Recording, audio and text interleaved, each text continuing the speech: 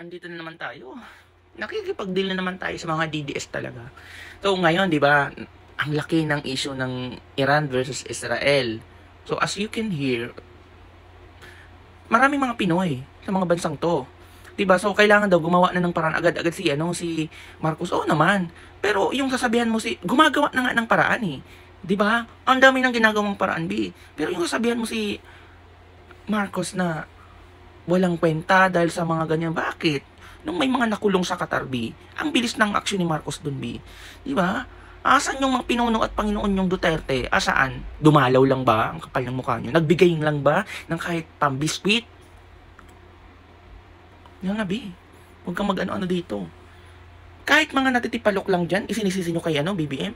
Kahit na kung nagasgasan na kasabit sa mga yerong matatalim, tinisisi nyo kay BBM. Nadapa yung bata, B. Kinisisi ko kay BBM. Na kidnap or na hold up, di ba? Tapos ng 7 pesos yung laman ng pitaka, sinisi nyo kay BBM. Di ba?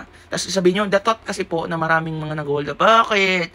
Mga Duterte, mga magnanakaw, hindi nyo alam. Isipin nyo, bilyones na siya, bo.